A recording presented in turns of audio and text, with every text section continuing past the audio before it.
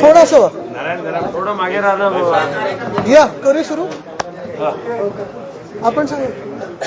निवेदन करत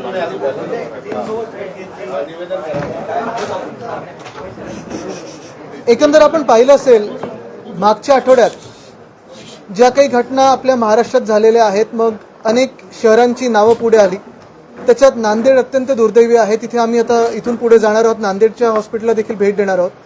छत्रपती संभाजीनगर असेल, नागपूर असेल आणि मग वेगळ्या वेगळ्या शहरांमधून काही काही घटना पुढे यायला लागल्यात. काही आपल्याच माध्यमातून असं देखील यायला लागलं की साधारणपणे सरकारी हॉस्पिटल्समधून कुठची औषधं घ्यायची ही सांगितली जातात, पण मग आमच्याकडे औषधं नाही आहेत, पलीकडून घ्या किंवा दुसऱ्या हॉस्पिटलमधून घ्या, दुसऱ्या दवाखान्यातून घ्या, दुकानातून घ्या. हे थोडं वातावरण सगळीकडे दिसायला लागलं होतं आणि ते एकदमच जनतेसमोर आलं. ह्याच्यात करायचं असतं तर कोणी राजकारण करू शकलं असतं, आम्ही देखील आंदोलनं करू शकलो असतो, मोर्चे काढू शकलो असतो. पण मूळ मुद्दा असा येतो की आपल्याला आठवत असेल 29 जुलैला मी ट्विट केलं होतं मुंबईच्या काही हॉस्पिटल्सबद्दल. त्यावेळी शिवसेनेनी KM हॉस्पिटलच्या काही लोकांना सोबत घेऊन आम्ही मोर्चा देखील काढला होता.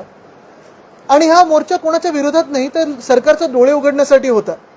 कारण सायन हॉस्पिटल असेल त्यावेळी मी जे ट्विट केलेलं, काही वेगळ्या वेगळ्या हॉस्पिटल्समधून राज्यभरातून मला मेसेजेस येत होते की औषधं कमी पडत आहेत, IV फ्लुइड असतं ते कमी पडतंय, एक्सरेची जी फिल्म असते स्टॉकमध्ये ठेवायची असते ती फिल्म कमी पडत होती.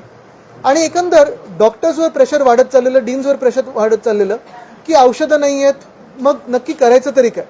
कारण पहिली गोष्ट म्हणजे औषध दिलं तरच जे काही असतात लोक ते बरे होत असतात. आज देखील आम्ही इथे आलेलो आहे ते कोणावर आरोप लावण्यासाठी नाही, कुठचे आंदोलन करण्यासाठी नाही, पण इथे नांदेड आणि नागपूर हे तिन्ही गोष्टींकडे, तिन्ही शहरांकडे चाललोय थोडी परिस्थिती समजून घ्यायला. असतं कदाचित सोपं असेल की कुठेतरी अशी घटना झाली की मग डीनवर केस टाकत असतात सरकार किंवा कोणाच्या बदल्या होतात, पण हे सगळं न करता मला वाटतं महत्त्वाचं आहे की परिस्थिती काय आहे, सत्य परिस्थिती काय आहे ती समजून घेणं. कारण डॉक्टर देखील आपल्याला माहिती आहे दिवस रात्र मेहनत करत असतात, 24 तास इमर्जन्सीसाठी कधीही तयार असतात आणि त्या मेहनतीला कुठेही तोड नाही. कोविडच्या काळात देखील बघितलेलं आहे की हीच यंत्रणा आहे, हेच डॉक्टर्स आहेत, हेच नर्सेस असतील, हेच रेसिडेंट डॉक्टर्स असतात, हेच डीन्स असतात, ज्यांच्यामुळे महाराष्ट्र राज्याचं कौतुक जगभरात झालं होतं. मग नक्की असं बदललं काय, काय नक्की परिस्थिती बदललेली आहे जेणेकरून ज्या काही घटना आपल्या माध्यमातून जनतेसमोर आल्या त्या अचानक घडल्या. एक जे लोकांसमोर येत आहे, आता निदर्शनास येत आहे, ते कदाचित हे पण असेल की जे आता हॅफकिन सोडून दुसरं प्राधिकरण केलेलं आहे, ती जी ट्रान्सफर झाली आहे म्हणजे हॅफकिनची जबाबदारी ते ह्या प्राधिकरणाची जबाबदारी औषध खरेदी करण्यासाठी, ते एवढं योग्यपणे झालेलं नाही, नीट झालेलं नाही आहे. आणि दुसरं म्हणजे DPDCचा जो पैसा यायचा असतो, जो काही फंड यायचा असतो, तो त्यावेळी जी ही घटना घडली तोपर्यंत तरी हा पुरेसा पैसा आला नव्हता, फंड आला नव्हता.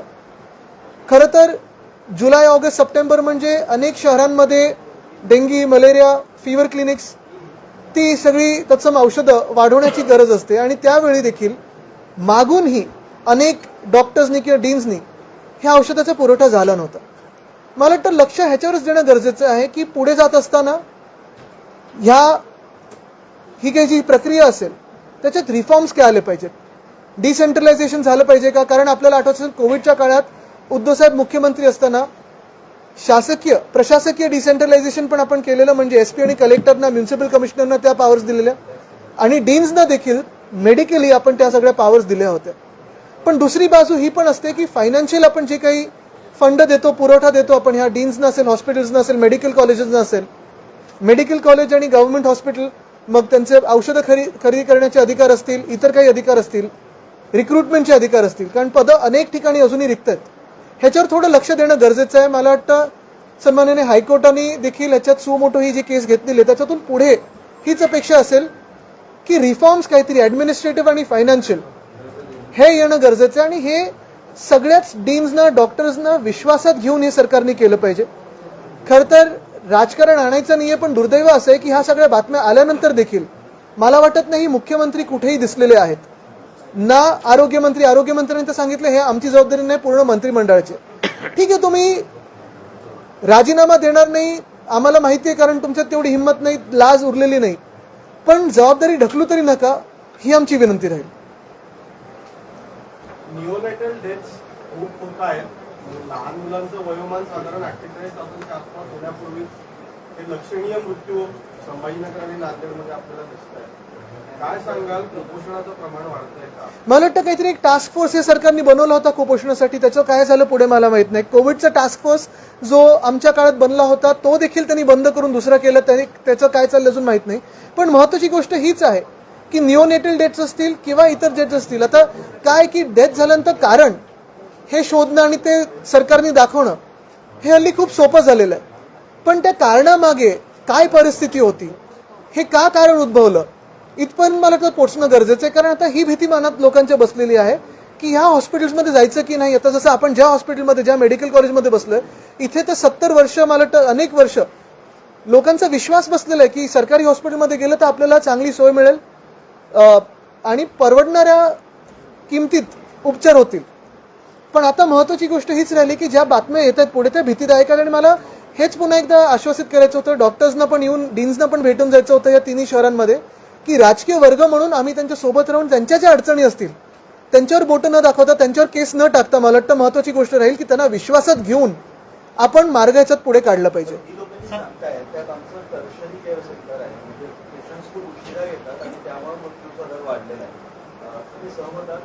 मला वाटतं बघा, हे आता कसं असतं की परत एकदा मी सांगतो, सरकारी उत्तर एक असेल. दुसरं म्हणजे खरी अडचण कुठे आहे, तर औषधं होती की नव्हती इथपर्यंत पोहोचणं. हे नुसतं ह्या शहरात नाही, ह्या कॉलेजमध्ये नाही, तर पूर्ण महाराष्ट्रभरात आहे. आणि मी जसं सांगितलं ना परत की ह्याच्यात आरोग्य खातं असेल, वैद्यकीय शिक्षण खातं असेल, जे प्राधिकरण बनलंय ह्याच्यातून कोणीतरी जबाबदारी घेणार आहे की नाही. जबाबदारी घेणारं तर कोणतरी पाहिजे की चला आम्ही सरकार आहोत, आम्ही सरकारमध्ये बसलो आहोत, ही घटना झाली, ह्याच्यात आम्ही चौकशी करू, पण ह्याच्याही पुढे जात असताना हे हे हे हे आम्ही करू.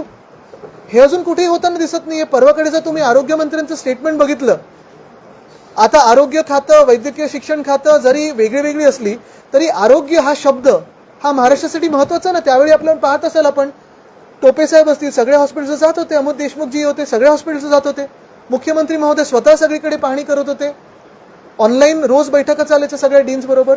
मला वाटतं जबाबदारी कोणीतरी घेणं गरजेचं आहे. आता यंत्रणा औषधीची तुटवडा आहे, परंतु या सगळ्या गोष्टी डॉक्टरांवर थोपल्या जातात. आता नांदेडच्या डॉक्टरवर गुन्हा दाखल झालेला आहे, डीनवर गुन्हा दाखल झालेला आहे. आणि जे काही आकडे सांगितले जातात त्यातल्या 50% आकडे असे आहेत की ते डेड बॉडी जिथे आलेले असतात फक्त सरकारी हॉस्पिटलला ते कन्फर्म करावं लागतं. जर डीनवर गुन्हे दाखल होत असतील, पोलिसांवर गुन्हे दाखल होत असतील, जिथे यंत्रणा अपुरी आहे, तिथे गोळ्या औषधी देत नाही, तर डॉक्टरांच्या मॉरलवर याचा इम्पॅक्ट होणार नाही का? कारण यंत्रणा सगळ्यात त्यांच्यावर टिकून आहे. ह्याच गोष्टीसाठी मी ह्या डीन्सना भेटतो आणि डॉक्टर्सना भेटतो, कारण त्यांना विश्वास द्यायचा आहे की तुम्हीच एक चांगला महाराष्ट्र घडवू शकता. पण जे त्या दिवशी पण झालं, तिकडचे खासदार जाऊन ते स्टंटबाजी करून आले, किती घाणेरडी आणि दुर्दैवी गोष्ट आहे की आपण डीन्सना कुठच्या तरी दुसऱ्या कामात लावत आहोत. बघा, मी हे सांगतो की स्वच्छता करणं हे काही चुकीचं नाहीये, त्याचं डिमांड करणं हे देखील चुकीचं नाहीये, पण काहीतरी स्टंटबाजी करून याची स्वतःच्या राजकारणासाठी हे दुर्दैवी आहे. मूळ मुद्दा कुठचा आहे की जे आपण सांगताय की निओनेटल डेथ्स असतील किंवा डेथ्स असतील, हे लोकांसमोर कसं आणायचं, काय म्हणून आणायचं. आणि दुसरी गोष्ट म्हणजे सरकारी कारणं जरी बाजूला ठेवली तरी खरं कारण आता जे जिल्ह्यातून येतं ना की डीपीसीचा फंड अजून पुरेसा झाला नव्हता, काही काही ठिकाणी फंड आला पण तो परत मागितला गेला ट्रेजरीला. काय होतं, सरकारी चौकशा लागल्या, जसं आता मला वाटतं ते जिथे जालन्यामध्ये लाठीचार्ज झाला, एखाद्या IPS ऑफिसरला सस्पेंड करतील आणि विषय संपवतील. खारघरमध्ये काहीतरी झालं, तो रिपोर्ट सबमिट झालाय पण अजून लोकांसमोर येत नाहीये. IAS IPS अधिकाऱ्यांना पकडतील, सस्पेंड करतील, बदली करतील, विषय संपला. पण जे लोक आदेश देतात किंवा हे कार्यक्रम घडवून आणतात, राजकीय लोक जी असतात किंवा सरकारमधली लोक असतात, ते कोणी येऊन पुढे जबाबदारी घेणार आहेत की नाही. तेच 100% तेच सांगतो मी. प्रेशर म्हणजे ज्या सरकारला लाज नाही आणि जे सरकार अजून इथे आलेलंच नाही किंवा नांदेडपर्यंत पोहोचलेलं नाहीये, त्या सरकारकडून अपेक्षा तरी काय करायची हा एक विषय राहतोच. पण दुसरी गोष्ट म्हणजे आम्हाला उद्धव साहेबांनी सांगितलेलं आहे की प्रत्येक डॉक्टर डीनशी भेटा, त्यांना विश्वासात घेऊन त्यात काय सुधार करू शकतो हे तुम्ही आता विषय पुढे आणले पाहिजेत. येत्या अधिवेशनात आम्ही उचलू. पण एक परत एकदा सांगतो की जे आपल्या माध्यमातून ज्या बातम्या आल्यात ह्या महत्वाच्या आहेत, कारण आपल्या माध्यमातूनच ज्या बातम्या आल्यात त्याच्यावरनं हायकोर्टाने सो मोठं ही केस घेतलेली. पुढचा मार्ग जो काही असेल तो राजकीय लोकांनी प्राधिकरण माझ्याकडेच असायला पाहिजे का की खातं माझ्याकडे असायला पाहिजे का, हे सगळं स्वार्थ बाजूला ठेवून ऍडमिनिस्ट्रेटिव्ह आणि फायनान्शियल रिफॉर्म्स काय येऊ शकतात ह्याच्यावर टाइम बाउंड आपण विचार करणं गरजेचं आहे. महाविकास आघाडीच्या काळामध्ये अमित देशमुख जरी घाटीकडे लक्ष दिलं नाही सत्ताधारी असताना त्यावेळेस कधी लक्ष गेलं नाही. आताचे पण सत्ताधारी जे वैद्यकीय शिक्षण मंत्री तेही कधी येत नाहीत. म्हणजे सत्तेतले जे पक्षातले लोक आहेत ज्यांच्याकडे खाते तेच कधी येत नाहीत. त्याच्यामुळे अशी दुरावस्था झाली. मला वाटतं आपण एक पाहिलं असेल त्यावेळी स्वतः उद्धव साहेब मुख्यमंत्री असताना एक बैठक घ्यायची रोज. कोविडचा काळ होता आणि त्यावेळी आपण पाहिलं असेल की जगात कौतुक जे महाराष्ट्राचं झालं ते 2-3 गोष्टींमुळे झालं. एक, संपूर्णपणे डॉक्टर आणि मेडिकल फ्रॅटर्निटीवर, मेडिकल कम्युनिटीवर आपण विश्वास ठेवला. सगळे निर्णय आपले ह्या लोकांच्याच आधारे आपण घेतले होते आणि त्यामुळे आपण खरे आकडे लोकांसमोर आणू शकलो. जो काही उपचार होता तो चांगला करू शकलो आणि कुठेही अशी जी धांदल उडाली तसं झालं नाही. आता दुसरी गोष्ट हीच आहे की आता गेल्या 6-8 महिन्यांमध्ये मी काल परवाकडे पण एका हॉस्पिटलला गेलो होतो. तिथे मेडिकल सुपरिटेंडंट पद रिक्त होतं, डीन पद रिक्त होतं. गेले 8-9 महिने जे काही घोळ चालू आहे तो घोळ कुठेतरी सोडवणं गरजेचं आहे. इन्स्टिट्यूशन डिफॉल्ट ठेवायचे आणि महाआरोग्य शिबिरं घ्यायची. हा पॅटर्न मागच्या 5-10 वर्षापासूनचा आहे, आजचा नाहीये. म्हणून तर पण कधीतरी सुधारणार ना, आपण सुधार तर केला पाहिजे ना. आता काय झालंय, काही काही जिल्ह्यांमध्ये नेत्यांचे पण प्रायव्हेट कॉलेजेस यायला लागलेत आणि मग गव्हर्नमेंट मेडिकल कॉलेज बंद करायची, हे पण चालू आहे. ससूनमध्ये आणि पुण्यामध्ये, मुंबईमध्ये पण मृत्यू मोठ्या प्रमाणात झाले आहेत. त्याच्याकडे फारसं काही मी मुंबईचं बोललो ना आता, मी आता तेच सांगत होतो. मुंबईमधलं ऐक, तेच सांगतोय, तेच आहे. मुंबईमध्ये पण जे मी ट्विट केलं ते आपण पहा. माझं ट्विट मुंबईबद्दल होतं. जुलैपासून मी मुंबईची सुरुवात केलेली आहे आणि हेच मी सांगतोय की साधारणपणे प्रशासकीय जी जबाबदारी असते ती सरकारवर असते. औषध पुरवठा असेल, फंड देण्याची जबाबदारी असेल. मला वाटतं आता डीन्सनं मुभा दिले 40% पर्यंत खरेदी करण्याची, पण ही मग पूर्णपणे आपण का नाही त्यांच्यावर सोडवत? आपलं सरकार असताना इथल्या सरकार खाजगीकरण झालेलं आहे, निर्णय झाला, त्याच्याविषयी आपण काय? आता मला वाटतं इथं तो विषय झालाच, पण आमच्या सरकारच्या वेळी ना जीआर कधी निघाले बघा. आणि अमित देशमुखच्या काळात निर्णय झालेला खाजगीकरण. जीआर कधी निघाला? अमित देशमुख प्रोसेस सुरू केलेली वैद्यकीय शिक्षण. जीआर कधी निघाला? तुमचा विरोध आहे का याला? मूळ मुद्दा असा आहे. पहिली गोष्ट म्हणजे तुम्हाला माहिती आहे स्थानिक शिवसैनिकांनी आणि इकडच्या लोकांनी काय भूमिका घेतलेली आहे. दुसरी गोष्ट म्हणजे आज जे मी इथे आलेलो आहे ते खाजगीकरण की न खाजगीकरण ह्याच्यावर नाही आलोय. जे काही घडलंय तिथे आपण डॉक्टर्सना पहिला विश्वास देणं गरजेचं आहे. कारण आता जर राजकारण करत बसलो, आम्ही पण इथे मोर्चा घेऊन येऊ शकलो असतो, पण राजकारण न करता मला वाटतं ही घटना अशी आहे की प्रत्येकाच्या घरोघरी जाते, हे तुम्ही समजून घ्या. आरोग्य असे, कारण आज पण बघा, आज मला वाटतं आता 12 वाजल्यापासून निवडणूक आयोगाची प्रेस कॉन्फरन्स आहे 5 राज्याबद्दल. तर आमचं कदाचित कट नाही होणार, कारण एक हे आहे की जसं मी सांगितलं ना की निवडणुका असेल, राजकारण असते, हे चालू राहतं. आम्ही पण आरोप करू शकलो असतो की ह्याला सस्पेंड करा, त्याला बदली करा, ह्याच्यावर केस टाका, पण मूळ मुद्दा असा आहे की राजकीय वर्ग म्हणून जबाबदारीने कोणीतरी पुढे येणं गरजेचं आहे आणि डॉक्टर्सची जी अडचण असेल, डीनची जी अडचण असेल ती समजून घेणं गरजेचं आहे. आणि ठीक आहे ना कुठेतरी रिफॉर्म्स आपल्याला आणणं तर गरजेचं आहे. परंतु अशा घटना घडल्यानंतर विरोधी पक्ष असतील किंवा मीडिया म्हणून आम्ही सुद्धा त्याच्यावर खूप बोलतो. विरोधी पक्ष आले, बोलले गेले, मीडियाने बातम्या दिल्या गेल्या, पण पुन्हा आपण मोठी घटना झाल्यानंतरच बोलणार आहोत की त्याच्यामध्ये काहीतरी केलं पाहिजे. म्हणून आज आम्ही आलोय, कारण ही घटना झाली आपल्याला आठवतं एक 10 दिवसापूर्वी झाली असेल. आता ती घटना आपण पाहिलं असेल, त्याच्यानंतर बातम्या ह्या कमी लागायला लागल्या, राजकीय पक्ष देखील याच्यावर कमी बोलायला लागले. म्हणून परवाकडे उद्धव साहेबांनी स्वतः प्रेस कॉन्फरन्स घेतली आणि आज आम्ही इथे आलेलो आहे. कारण हे नाही की ह्याच्यावर राजकारण चालत राहिलं पाहिजे, पण ही घटना आपण विसरली नाही पाहिजे. या घटनेतून शिकणार काय आणि रिफॉर्म्स काय होतात ह्याच्यावर आपण लक्ष देणं गरजेचं आहे. नाहीतर चौकशी समिती चौकशी करेल, कोणातरी सस्पेंड करेल, झाला विषय संपला. तुम्ही कुठले 2 रिफॉर्म्स तातडीनं करावे असं मला पहिली गोष्ट एक वाटतं, डिसेंट्रलायझेशन होणे गरजेचं आहे. दुसरं म्हणजे आता जे औषधं खरेदी करण्याचं जे काही प्राधिकरण झालेलं आहे ते कुठच्या स्वार्थातून झालंय का, त्याच्यातून काही वेगळा हेतू निर्माण झालाय का, की आपण डीन्सना ती जबाबदारी देऊ शकतो. कारण डीन्सवर जर आपण हॉस्पिटल्स आणि मेडिकल कॉलेजची रिस्पॉन्सिबिलिटी देत असू, जबाबदारी देत असू, तर त्यांना पुरेसा रिक्रुटमेंट आणि औषधे खरेदी करण्याचा अधिकार देखील आपण देणं गरजेचं आहे. राजकारण ह्या परिस्थितीत नको.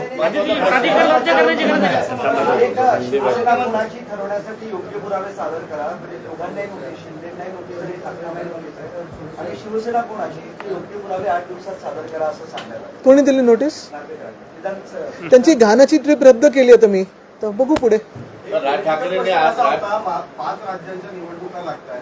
महाराष्ट्रात 2 लोकसभा मतदारसंघ असेल की जिथे 6 महिन्याच्या वर कालावधी उलटलाय, त्यांना लोकप्रतिनिधित्व नाही. एक चंद्रपूर आणि पुणे. काय सांगू? हे मी सतत विषय घेत आहे, कारण आपल्याला माहिती आहे पुणे असेल, चंद्रपूर असेल, 2 लोकसभा 6 महिने तर उलटून गेलेले, 5 राज्याची निवडणूक लागते. पण आज ही अपेक्षा असेल आम्हाला की ह्या ज्या पत्रकार परिषदेत ह्या 2 लोकसभेच्या देखील निवडणुका घोषित होतील. कारण जर निवडणूक आयोग खरोखर निपक्षपाती काम करत असेल, जे आमच्या वेळी तरी त्यांनी काम केलं नाही, आम्ही त्यांना एंटायरली कॉम्प्रोमाइजच बोललो, तरी देखील हीच अपेक्षा राहील की जे आतापर्यंत लोकशाही टिकवत आलेले आहेत त्या संस्थेनी लोकशाही मजबूत करण्यासाठी काम करायला पाहिजे. परत दुसरी गोष्ट म्हणजे जसं मुंबई आहे तसं छत्रपती संभाजीनगर आहे, नागपूर आहे, नाशिक आहे, कोल्हापूर आहे, सोलापूर आहे, अनेक महानगरपालिका आहेत, ठाणे, कल्याण डोंबिवली, वसई विरार, इथे देखील निवडणुका लावत नाही सरकार. कालचे जे निकाल आलेले आहेत कारगिल आणि लडाख म्हणून, कदाचित ह्याचमुळे हे सरकार इथे निवडणुका लावल्यावर घाबरत असेल. ठाकरेंनी पुन्हा टोलचं आंदोलन छेडलेलं आणि टोल नाकी नाही जाते, राज्यातले सगळे टोल जाळून टाकले. नाही, मला वाटतं आजचा हा विषय महत्वाचा आहे. धन्यवाद जी.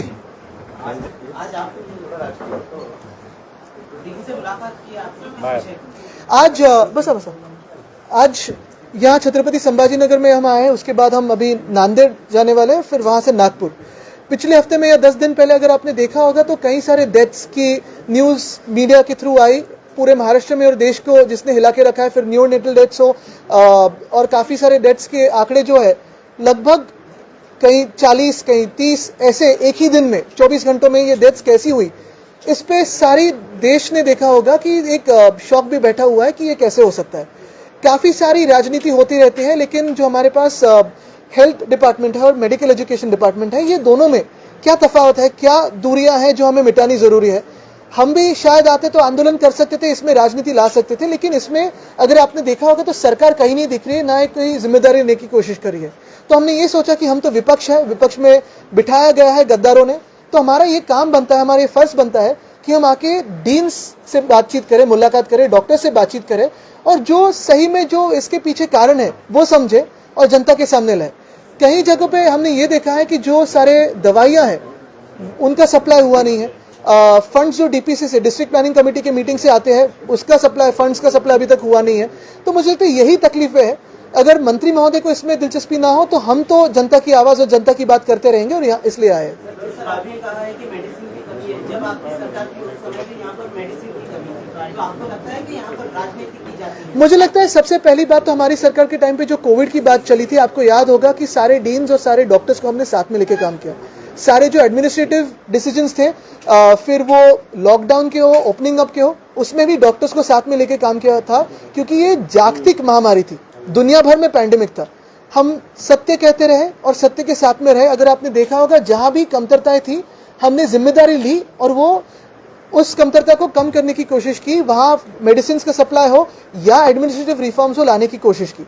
स्वयं मुख्यमंत्री महोदय तत्कालीन जो थे उद्धव साहब ठाकरे, उन्होंने भी डीन्स के साथ काफी सारी ऑनलाइन कॉन्फ्रेंसेस की और उसी में हमने उसका मार्ग निकालने की कोशिश की कि ये जो बातें रहती है ये फ्लक्चुएटिंग रहती है. कभी पेशेंट्स की संख्या बढ़ती है, कभी कम होती है. कई महीने ऐसे होते हैं जहां डेंगू, मलेरिया या फीवर बढ़ते रहता है. तो इसमें प्रिएम्प्टिव क्या करना चाहिए और फिर उसके बाद क्या एक्शन होनी चाहिए, उस पर भी काफी निर्भर होता है. मेरी अपेक्षा ये है कि वो 5 राज्यों के साथ पुणे और चंद्रपुर लोकसभा की भी चुनाव हो. धन्यवाद.